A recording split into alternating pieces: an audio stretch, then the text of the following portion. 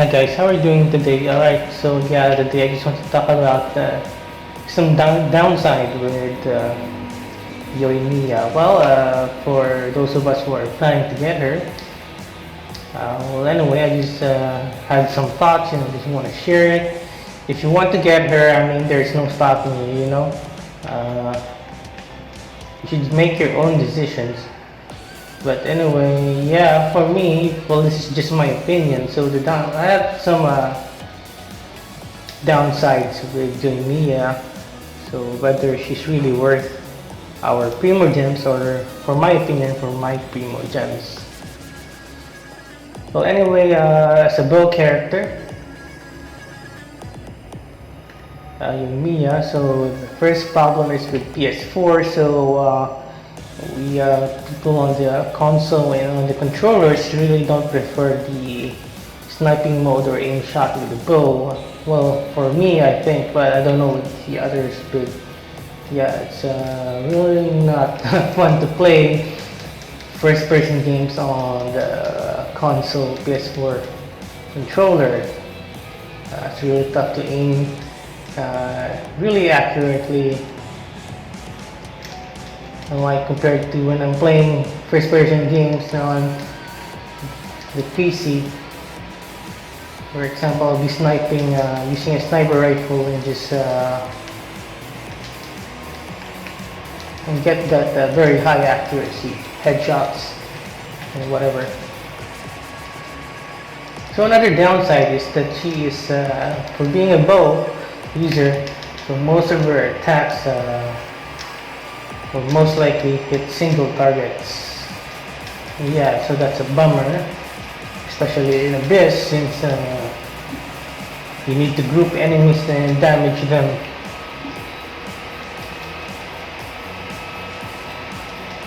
In a group, so you can save more time and your DPS, do more DPS on more enemies. So that's another thing to think about. And also, well, my PS4 fan is really hyping up here. Must be getting hot. I don't know. I just turned it on like an hour ago. Well, anyway, so yeah, and also she will be a 15-second character. I think I did not check the her skills exact numbers, but more or less she will be like Child or Putao, where she will be really strong and scary and OP within like 15 seconds of activating the elemental skill.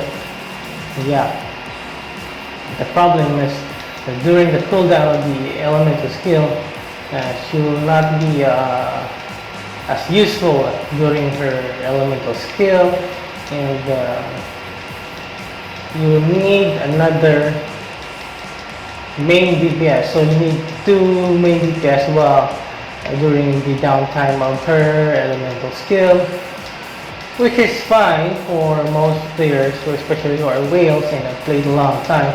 But for newbies and those who don't have that much resources, so you're going to need to invest a whole ton of resources for another DPS just to feel her downtime. So that's really not a great investment for most people who are not whales, I guess, or maybe like me. So because you need another main DPS for your team 2, so your team 1 has Yoimiya and you need to build another main DPS, and it takes like 20 to 30,000 resin to get decent artifacts for a main DPS. So yeah, so for aside from building Yoimiya, so you need another 20 or 30,000 resin to build artifacts and all the resources for another main DPS. So it's really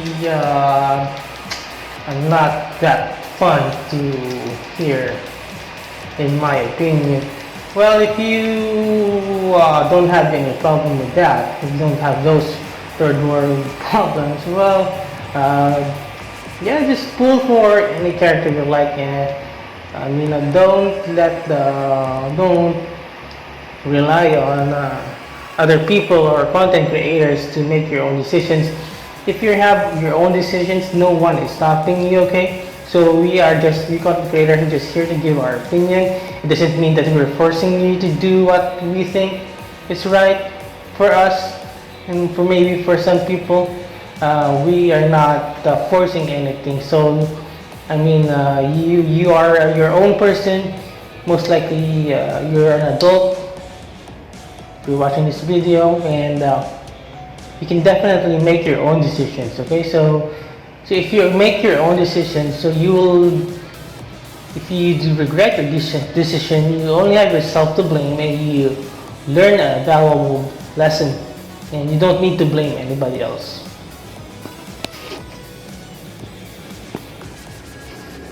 Okay, so that's it for me today. I'll try to keep the video short. Well, comment down below. Are you pulling for Yoimiya, or are you skipping for Ayaka, or for somebody else, or for Canadian Aether Kazuha? So yeah, comment down below, and yeah, let us know what you think. Do you agree or not? You can definitely disagree. Just comment down below. Let's try to be friendly, nice, and civil here. We're just exchanging opinions, and anyway, I did not force you to click on this video. But if you are on the fence or thinking twice, because our Primo Gems are limited, you know,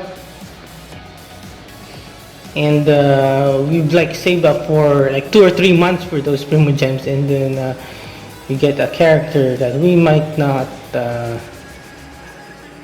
enjoy that as much.